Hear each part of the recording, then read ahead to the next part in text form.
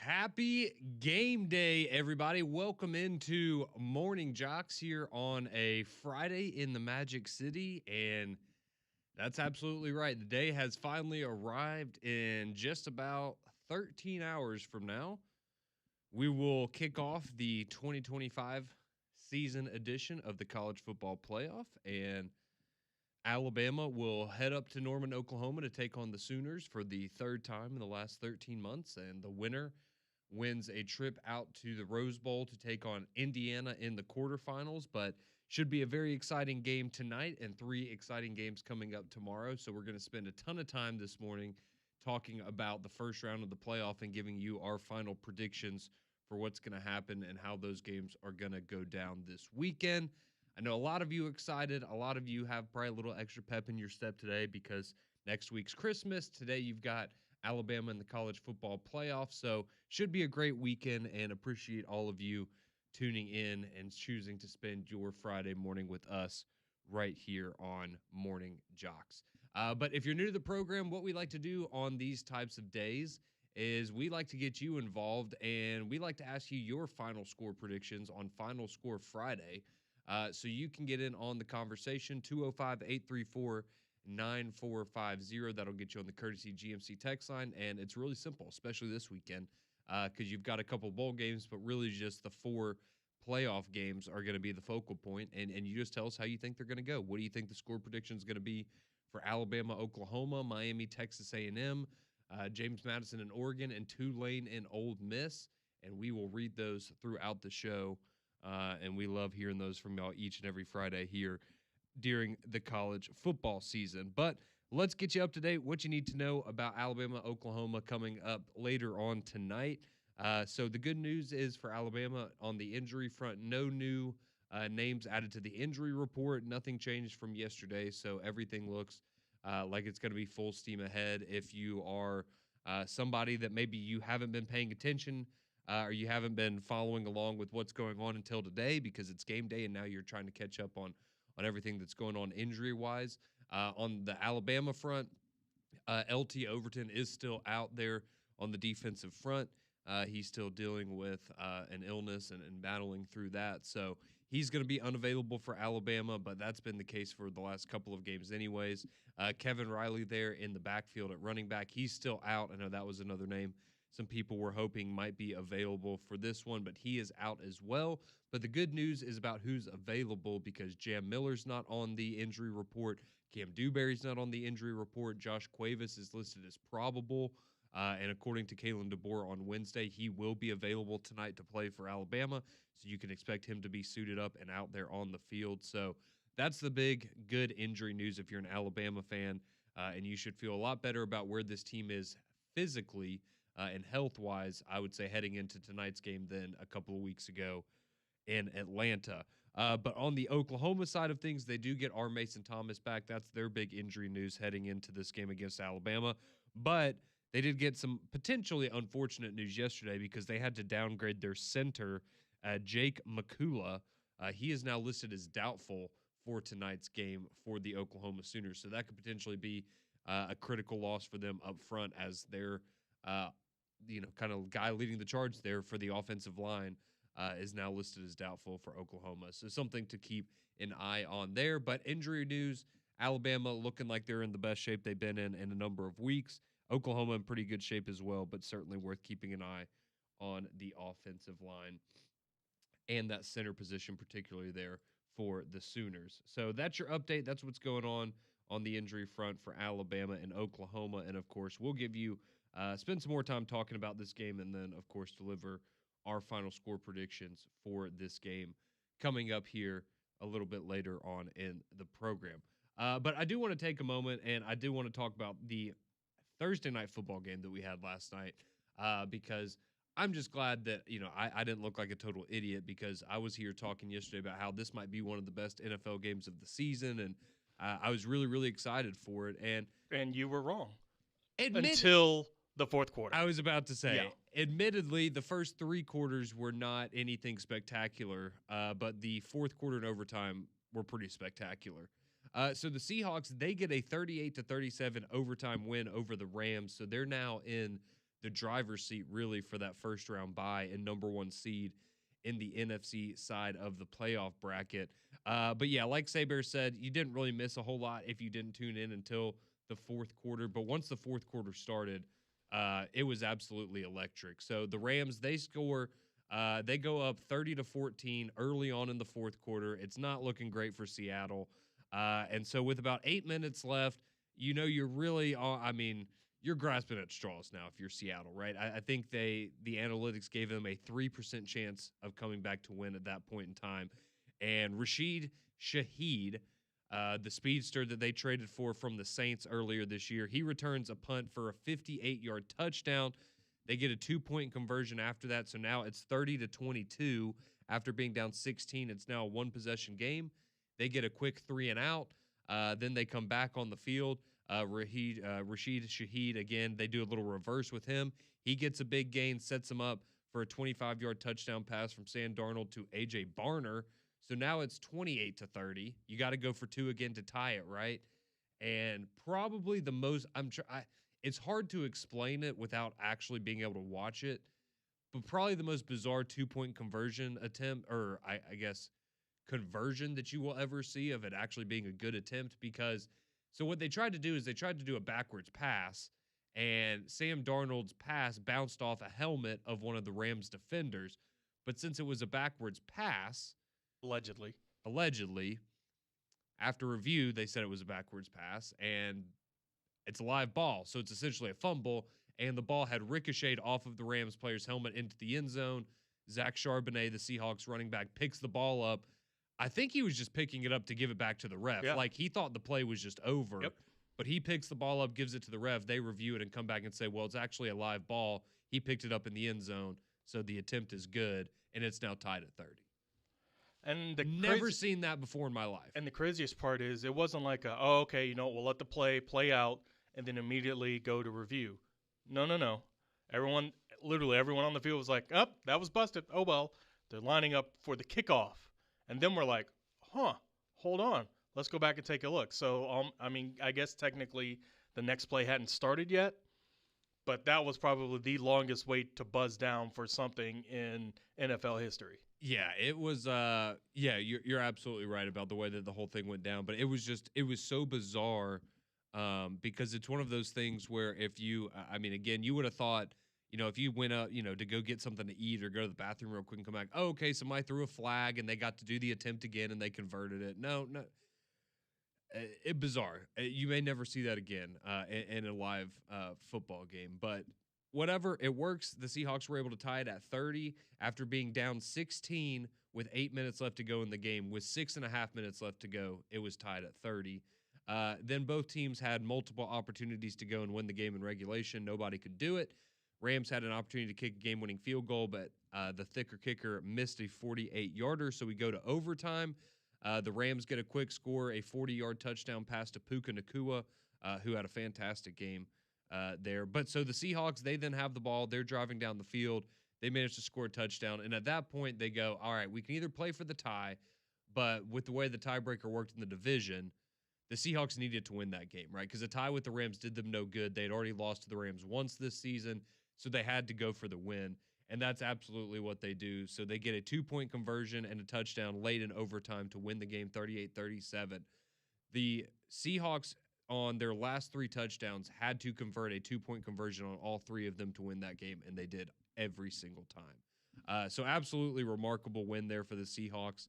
Again, they were down 30-14 with 8 minutes left, and they won 38-37 in overtime. One of the best games of the entire year. Yes, the first 3 quarters were not great, but it was all worth it for the final quarter in overtime. Does this give you confidence in Seattle moving forward in the postseason? Yeah, that was those are the kinds of games that Sam Darnold doesn't really win a whole lot. So seeing him win those games, and I still think the Rams are in a really good spot. And they had a ridiculous. Matthew Stafford threw for 450. Puka Nacua had 220 receiving yards, and they still lost that game by 1 in overtime. Without Davante Adams. Without Davante Adams, yes. So they're going to be fine. But, yeah, I think the Seahawks right now, and the Rams honestly did a pretty good job of keeping Jackson Smith and Jigba in check for the first half, and he still, ended up with almost 100 yards and a touchdown. But Yeah, Seattle's really good. There's no doubt about it. So I think them and the Rams are still, probably the two best teams, maybe in the entire NFL right now. But that was certainly an all-timer last night, a fantastic football game as Seattle gets the 38-37 victory there in that one.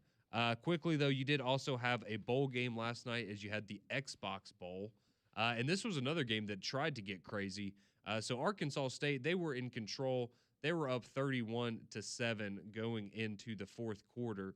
But credit to Missouri State, they made it interesting. They scored 21 in the fourth quarter, hold Arkansas State to just a field goal there in the final frame. So Arkansas State, though, Butch Jones, they do get the 34-28 victory in the Xbox Bowl. So he gets to 7 wins and a bowl victory there with Arkansas State. So shout out to them as they get a 6-point victory there in the Xbox Bowl last night. But we all know that our attention is going to be turning to the college football playoff starting tonight at 7 o'clock there with Alabama and Oklahoma. We want to keep getting your final score predictions, 205-834-9450 on the courtesy GMC text line. We'd love to hear from you. How do you think it's all going to go down tonight between Alabama and Oklahoma, as well as the games tomorrow? We'll get to your responses, your score predictions next here on JOX.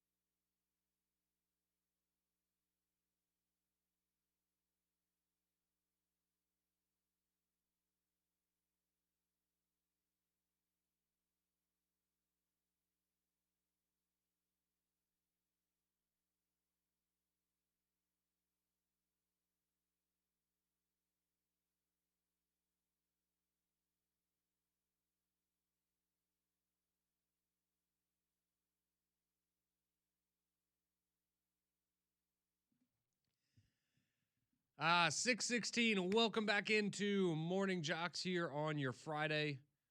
Conrad Van Order and John Saber here with you until 7 o'clock. There's just something about a game day, something about waking up today and knowing that you're going to end your day watching maybe your favorite team, one of your favorite teams, or just a great matchup in the college football playoff. Definitely makes the day go by a little bit faster, makes it all a little more exciting, and that's exactly what's going to happen tonight when Alabama heads up to Norman to take on the Oklahoma Sooners. Should be a fantastic game, a rematch of one we saw a little over a month ago in Tuscaloosa where Oklahoma won 23-21, and we will see if Kalen DeBoer can have a little bit of a reversal of fortune because the last couple of times he's gone up against Brent Venables, it hasn't gone his way, and we will see if tonight Alabama looks rejuvenated, refreshed, or if we are going to get more of the same of kind of what we've had the last month with Alabama. But should be a lot of fun tonight. We do have some other things going on in college football that we want you to be aware of that we'll get to in a little bit. But we said we were going to get your final score predictions, and that's exactly what we're going to do. So let's head to the Courtesy GMC text line quickly and get some of your early thoughts here. So 205-834-9450 if you want to participate in Final Score Friday, like this one listener who says, have a great show today, guys, and roll Tide. My score prediction, Alabama 27, Oklahoma 13, and then a bunch of fire emojis.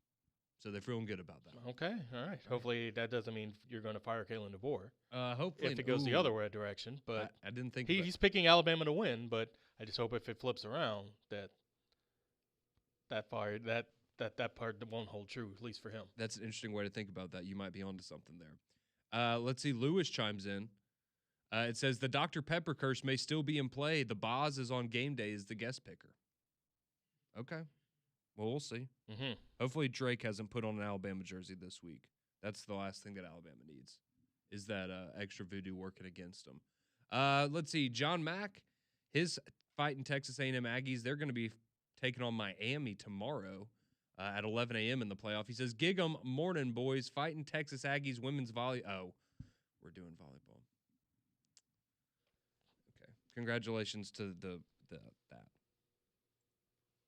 It's a college football playoff, John Mack. I don't care about Texas A&M volleyball. You're playing Miami tomorrow. Congratulations. I'm sorry. I don't care about Texas A&M volleyball right now. I don't. Got Alabama playoff game tonight, John Mack. What are you doing? That's kind of on you for not specifying. You said Final Score Friday.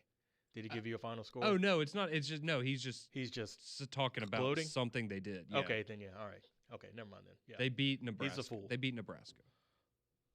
I think that's good. Nebraska's pretty good at volleyball, from what Molly tells me. Someone asked, "What's the line for the Oklahoma-Alabama game today?" It is now what Today? I'm looking at right now. Oklahoma 1.5. Yeah, it's flipped. Yeah. Well, Moved not a little just. bit. It's flipped. It flipped like maybe a couple of days or so ago. It opened with Bama. I want to say a 2-point favorite. Then it flipped to settled Oklahoma. around. Yeah. Then it flipped back to Bama. Back to Bama about 1.5, and now Now it's back to Oklahoma Yeah. favored by 1.5. But to be fair, it's been Oklahoma 1.5 since I remember during 3-man front. That's what it was. So it's kind of stayed there. Maybe 48 hours. Yeah. Yeah. So, but as of right now, yeah, Oklahoma 1.5 point favorite in that one. Let's see. This one text comes in. It says, "Old Sam Darnold, 2 years in a row, fighting for the #1 seed in the NFC." That's a great point. He did it with the Vikings last year. Yeah, and last I checked, especially given that game, it's not how you start, how you finish. And how did he finish? How was he in his last 2 games? I was about to say, not great. Yeah. And you almost had that again last night with a couple interceptions In essence, and things, yes. but Yeah. he managed to pull it out. So, but yeah, no, that is a great point. All right, Don chimes in. Says, "Good morning, guys. Prediction Friday. I'm going to guess he does not pick Alabama to win." And he does not. He has, let's see, Oklahoma 21-17 over Alabama. Ole Miss 38-17 over Tulane. Miami 35-31 over A&M. And Oregon 42-17 over James Madison. All right, thank you, Don. Appreciate the score predictions there. All right, here we go. Jamie has a explanation to go with his score prediction. Says, "Good morning, guys. If Alabama does not come out with a sense of urgency early and maintain it all the way through the game, Oklahoma will beat this bunch. They don't have the killer instinct nor the big play ability that most Alabama teams have had in the last 10 or so years. Ty Simpson's going to have the game of his life because if he doesn't play well, we don't win the game. With all that being said, though, I'm going to take Alabama 29, Oklahoma 26. Okay, that's one of the more higher scoring predictions that we've gotten here over the last couple of days. But y'all keep sending those in, 205-834-9450. We have a few more, and I'm sure we'll get more as the show goes on. But we'll get back to those coming up here in a little bit. We do want to go to Richard, though, in Pelham. I know he's on the phone line, wants to talk about the Alabama-Oklahoma game tonight. How we doing, Richard? How you feeling about tonight? Good morning, guys. Yes, sir. Good morning. Thanks for all the great coverage. Oh, yeah, hey, no look, problem. Look, a middle school football coach can coach this game for Alabama. Look, you have to go into this game assuming and knowing you are not going to block Oklahoma's defensive line. You're not going to control the line of scrimmage. So you run your jet sweeps, your bubble screens, your wide receiver screens, your quick slants. You run all those. That's designed to slow down Oklahoma's pass rush. Okay, there's lots of plays that you can run that negates a pass rush because teams have done it to Alabama over the years when we dominated the offensive line of scrimmage. So you do those, you slow down, Oklahoma's pass rush, and then that sets up your whole offense. Now you can do your, regular runs and things like that too because Oklahoma's not in your budget. If Alabama chooses, like they did against Georgia, to give Ty Simpson 5 or 6 seconds in a clean pocket to read the defense or do direct runs up the middle, Alabama's going to have the same result as they did against Georgia because there's just no way after 13 games and countless practices, Alabama's offensive line is going to get any better for this game. So you've got to be smart enough to know what are our strengths and what are our weaknesses, and there's plenty of plays in that playbook that can slow down Oklahoma's defensive pressure, just whether or not they're going to do it. I think everybody trusts Alabama's defense, and the special teams are not that bad. We've only had, the one punt blocked, and we've had the field goal kickers been okay. That's not really what I'm worried about as much. I know Ryan Williams had that, the fumble in the Oklahoma game, but otherwise, I just think if Alabama, the talent is everywhere on offense. You just got to get the ball to the playmakers, but you're not going to do that if you're expecting Ty Simpson to read that defense and give him a clean pocket. And I think that's what's going to frustrate Alabama fans is to see him constantly under pressure because he does not make good decisions under pressure. But seriously, I think if Alabama does make good choices there coming out of the gate, then they can win this game by 14 points. But if they don't, they'll lose it by 10. Yeah, I was about to say the margins are pretty thin, as we've seen with Alabama in a lot of games this year, Richard. But I'm glad you're confident, and hopefully you enjoyed the game tonight. Thanks for calling in. Thanks, guys. Yep. Appreciate you, Richard. All right, let's go to Mike in Russellville. He wants to talk a little Alabama and Kalen DeBoer this morning. How we doing, Mike? I'm good, man. How are you? Oh, doing fantastic. How are you feeling about the game tonight? Well, I don't know, to be honest. I'm a little nervous. I think, like that guy said, if Bama can come out early, they'll be all right. But I was calling. I mean, I don't get people, wanting DeBoer fired.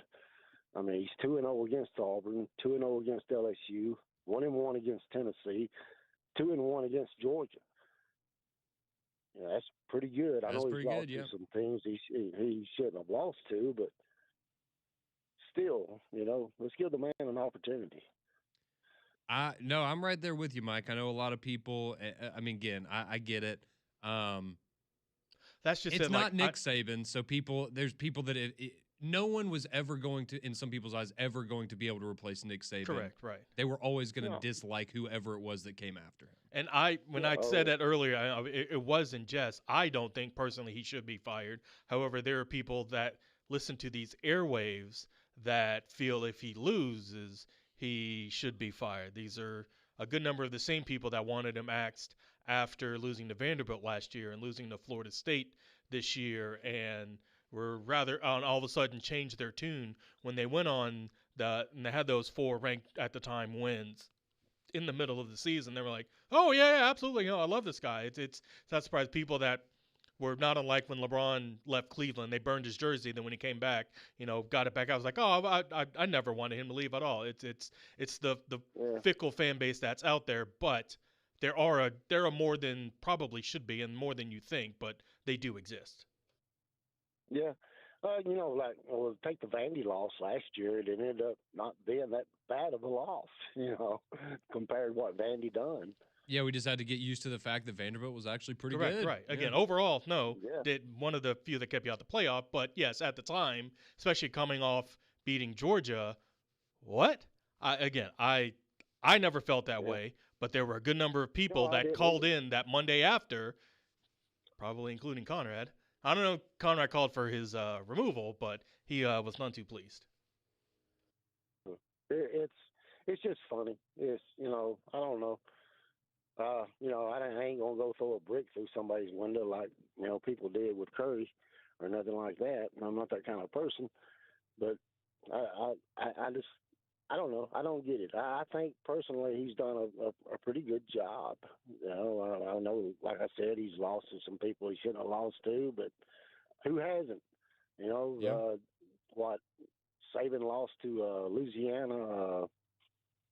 Was it Louisiana Tech? Louisiana Monroe. Yep, his first season. Louisiana Monroe. Mhm. Yeah, of course that was his first year, but that was DeBoer's first year.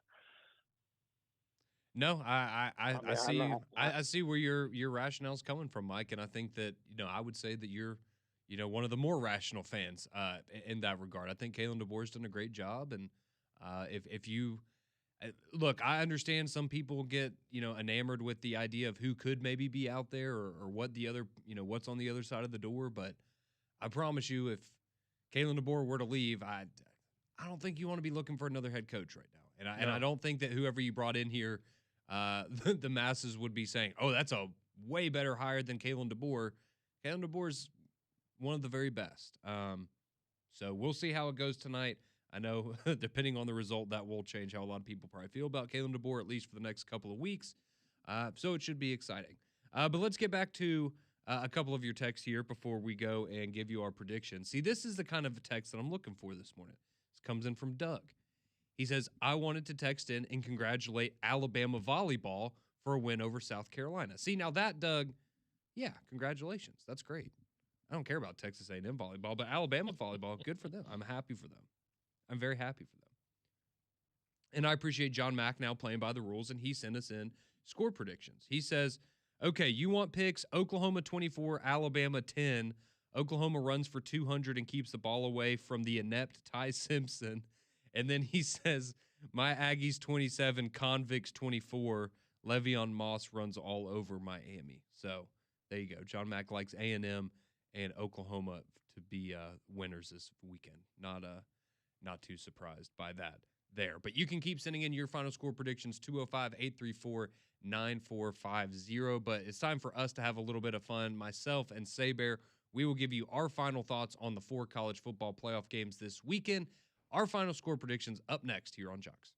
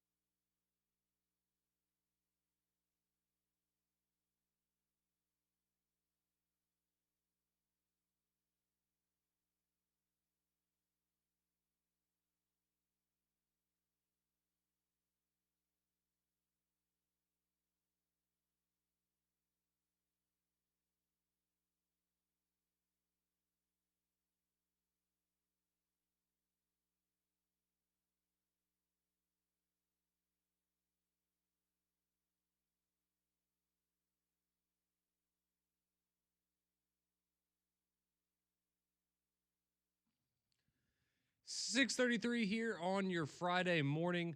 Welcome into Morning Jocks. Conrad Van Order, John Saber here with you, about to deliver our predictions, our final thoughts on these 4 college football playoff games coming up this weekend, starting off tonight with Alabama and Oklahoma. And then you've got 3 great games, hopefully great games, coming up tomorrow. And then we will move on to the quarterfinals. But before we do that, I did want to get quickly, if you missed the kind of the big news, I guess, around the SEC, not involving the playoff necessarily, but it's that Texas, they made a pretty big coaching change yesterday, not with Sarkisian, but they move on. They part ways with their defensive coordinator after, I think we all agreed that Texas had pretty good defense this year. A lot of really talented players, but for one reason or another, they decided to part ways with their defensive coordinator, Pete Kwiatkowski, and he had been there since 2021, and so now a familiar face going to be back there in Austin, as Will Muschamp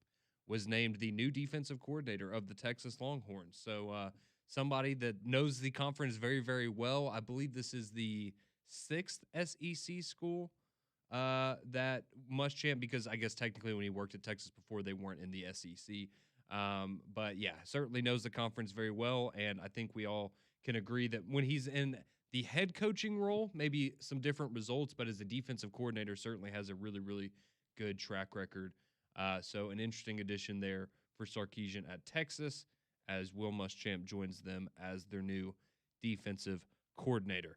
But that's enough for the headlines. Let's get to our score predictions for what's going to happen this weekend in the college football playoff. So we'll start off, we'll save Alabama and Oklahoma for last, as is tradition here on the show. So we'll start tomorrow, and we'll go in order with the time of the game. So the early kickoff tomorrow at 11 a.m., you're going to have Miami and Texas A&M. Miami, the 10 seed, Texas A&M, the 7 seed there in that one. And Texas A&M, they've kind of been around a 3-point favorite, leading into this matchup here. And I think this is going to be, on paper, this is probably the best matchup of the first round of the playoffs, Saber. And, it's one of those things with Texas A&M where I was really impressed with them throughout the season, but then they get to the final game and they didn't look like the same team necessarily. And so are we expecting that to carry over from the loss to Texas, or are we going to see the A&M team that we saw earlier on in the season that looked really, really impressive with wins over Notre Dame and other big teams earlier on in the season? So I'm going to take, because it's at home, I do think that the crowd there at Kyle Field and the environment, even though it's early, it'll be fantastic for Texas A&M. This is what they've been waiting for a long time, is a chance in the postseason to go and make a name for themselves. I'm going to say Carson Beck maybe has a turnover or two, and that's kind of what changes the tide. I think Miami offensively can keep up with A&M, but I just, at home in a close game like this, I'll take Texas A&M in a one-score game. I could see this being something like a 31-28 kind of a win for Texas A&M. So I'll take the Aggies there in tomorrow's game at 11 a.m. I want to take Miami because I just wonder if Texas A&M showed us who they really were the last time we saw them on the field against Texas. Because for the most part, even though, yes, I know they had some tough games, the only true, real difficult games were the beginning and the end of the season with Notre Dame and Texas. And even though, yes, kudos to them for getting that win, it was a back and forth kind of something that Notre Dame really probably could have won. Yeah. Right, yeah. And to their credit, they went on the road and got that one. These are teams, I guess, right now, I don't know how much I fully trust both of them. And A&M has shown me more often than not this season that they're at least worthy of it, whereas Miami, I feel they will make this competitive. I wouldn't be surprised if they win. I just think at home, Texas A&M can find a way, just like they did at the beginning of the season against Notre Dame, to maybe get that turnover, to get that stop, to just do one thing to edge them past Miami. So I do think it's relatively high scoring. I wouldn't be surprised if I think it's a 35-31 A&M victory. Okay, so me and Saber, we both like A&M in a close one there, but we both like it, to be in the upper 50s into the 60s scoring wise. And I'm with you in the sense I absolutely think Miami has got to have every chance to win that game. It's just in a game like this, it feels pretty close on paper. I'm going to go with the home team, and especially when you're playing at Kyle Field. That's one of the best home field advantages that you have in the sport. So that one's at 11 a.m. on ABC and ESPN. Now at 2:30 tomorrow, you're going to have Tulane and Ole Miss. And this is important to remember because I could see some people, easily. This would be an easy thing to forget. The Tulane, Ole Miss, and James Madison, Oregon games, those are not going to be on ESPN or ABC or CBS. They are going to be on TNT, True TV, or HBO Max. So you have 3 options for how you can watch them, but you're going to have to get in your NCAA tournament bag a little bit in terms of these channels and where you're going to be able to watch these games. But at 2:30, you're going to have Tulane and Ole Miss. This is a rematch. We saw this one earlier in the year. Ole Miss absolutely smoked them. But you're in Oxford. It's Pete Golding's first game as head coach. There's a lot of intrigue to me about this game around it, not necessarily in. I feel pretty good about how it's going to ultimately end or who's going to win the game at least. But Ole Miss is a 17.5-point favorite at home. You've got Tulane. We would assume, barring a crazy upset, I mean, this is going to be the last game for John Summerall there, so he's going to want to go out on a high note. And I think they can be more competitive maybe than in the first matchup this year because you've now seen Ole Miss, and maybe you can get a little creative, try to mix things up on the defensive side of it. But I do think the pissed off factor is real for Ole Miss, and you really want to shove it to Lane Kiffin a little bit and show him what he left behind to go to LSU. So I think Ole Miss, maybe it's not by 25 like it was the first time around, but they can cover the 17.5. I like Ole Miss. I think they win by about 3 scores. It shouldn't be a problem for them. We've seen this one already. If Tulane is able to somehow stick around and keep it, say, within 10, 8, something like that, and a little less than 14, they're going to feel really, really good. With Lane Kiffin gone, I don't know how much the offense is going to be different. I know most of the staff, or the offensive staff, did return, so maybe play calling will still kind of mirror Lane. I just want to know, will Charlie Weiss and them, do they have that killer instinct to try and put them away early? Mm-hmm. Because Lane's someone that would go for it inside his own 30 if he felt, hey, he got the advantage. If Ole Miss can be up 21-0 partway through the first, it's definitely over at that point. If they're up 14-0 at the end of the first quarter, it's done. But if it's 7-3 at the end of the first, if for some reason the offense is just not clicking because maybe they're not taking their opponent too seriously, Tulane's a team that could actually get past this or make some noise in this Ole Miss defense. I think ultimately Ole Miss does win. I do think they will cover.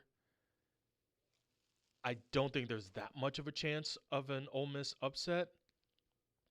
But of the two, I think this is the more likely one. Yes, I agree with that. But I just think, especially since these two teams have seen each other, I don't think they're going to – Ole Miss knows what works before. Yeah. We'll just try the same thing. Now, the one thing where at least Tulane does have a bit of an advantage, they had no idea what they were getting in Trinidad Chambliss before. Now they at least have some games. Sometimes it's okay. You got a lot now of tape at least we know what to expect. So maybe they can game plan a little bit better because, to be fair, last time they had no idea what they were getting. And that somewhat kind of showed. But ultimately, I just think the talent wins out and Ole Miss gets the win. I want to say something like 42-17. Okay. So there we go. We both like Ole Miss big in that game tomorrow. And I think the interesting thing about that one and this one against Oregon as well is, I would say like earlier in the year with Ole Miss, not saying that they didn't take Tulane seriously earlier in the year. I'm sure they did. But, let's be honest. You're probably not preparing for that game against Tulane the same way you did against the Georgia game, right? I think that's fair to say. Not that you're not going through and doing the same level of preparation, but just the intensity level and stuff. You probably know you're gonna win that game, right? And so now that you're in a playoff setting, I think it's kind of interesting because you look at it as Tulane's going to get Ole Miss's best shot, just like James Madison's going to get Oregon's best shot because you're tuning up for the next round of the playoff, right? This isn't let's rest our starters type of a game. This is, no, we need to be firing on all cylinders.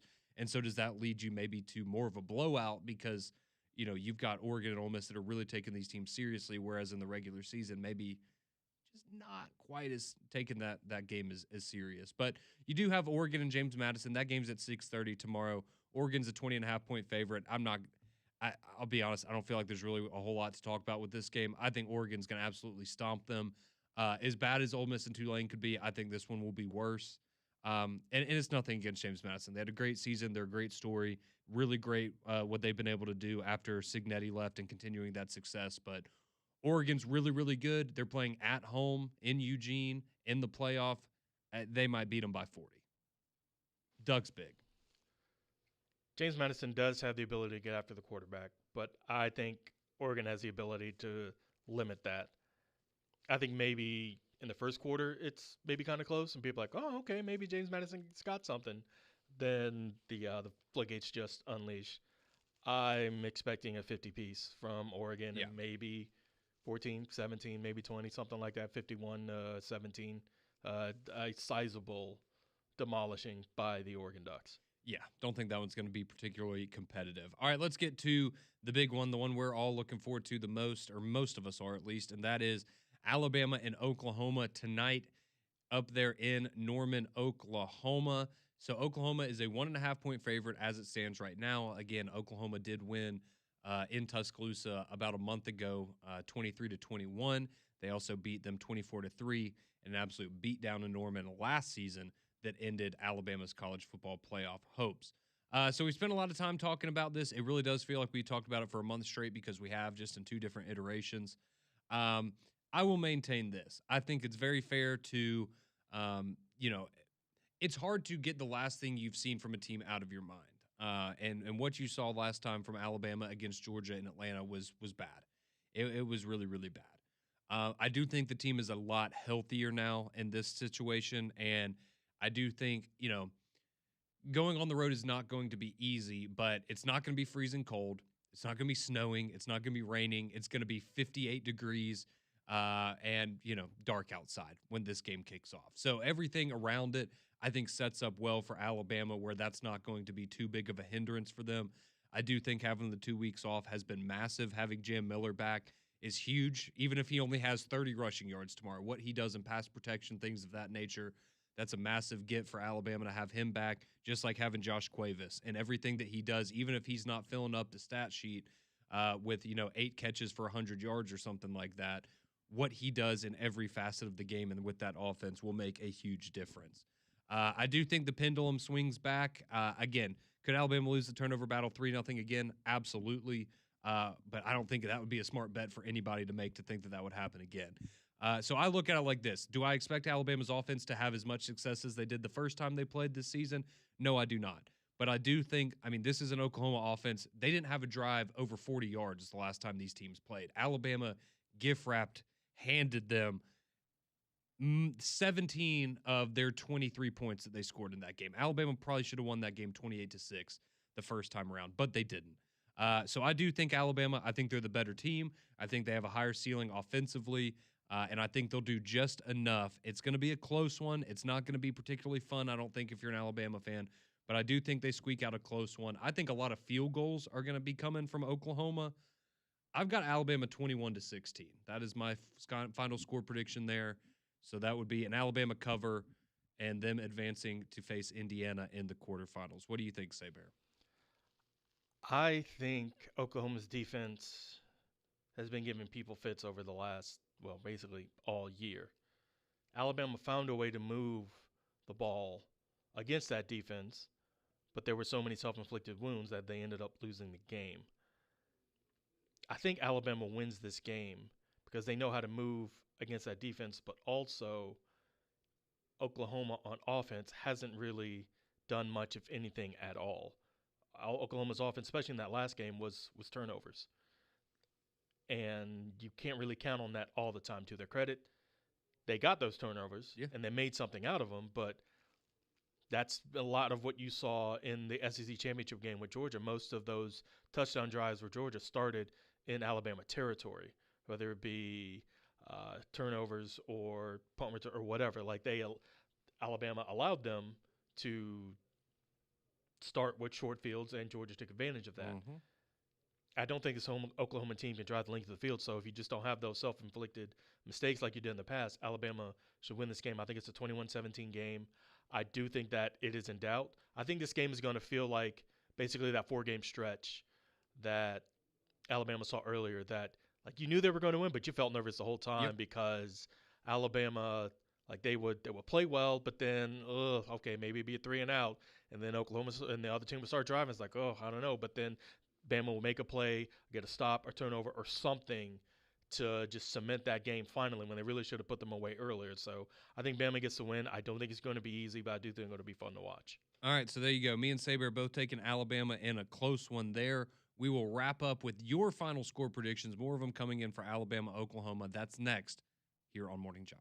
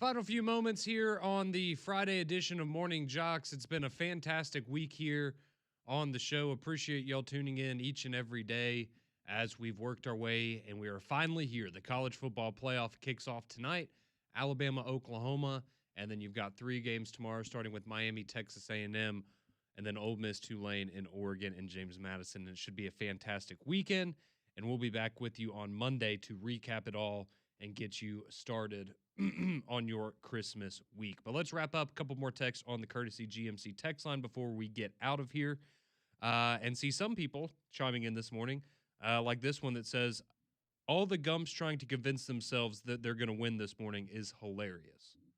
Okay.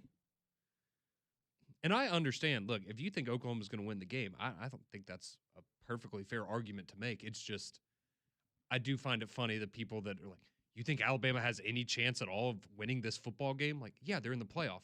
They lost to this team by 2 points because they turned the ball over 3 times. Like, They've already beaten the SEC champ. Yes, I know I lost them recently, but they beat them before. Yeah, Bama absolutely can win this game. Will they? Remains to be seen. I think they will, but can they win this game? Yeah, absolutely. I'm going to go out on a limb here and guess that the people that have that sentiment probably root for a team on the other side of the state that has never made a college football playoff. Let's see. Lee from Columbiana chimes in. He has Oklahoma winning 24-20. All right, Lee, appreciate the score prediction there. Thomas chimes in. He says Alabama 27, Oklahoma 24. Alabama kicks a game-winning field goal. He likes Oregon 41, JMU 13, Ole Miss 41, Tulane 17. And he says A&M wins 28-27. Texas A&M picks off Carson Beck on the final drive to seal the victory. That would be a heck of a game. Enjoy the games this weekend. Alabama, Oklahoma tonight. McElroy and Kubelik in the morning is next.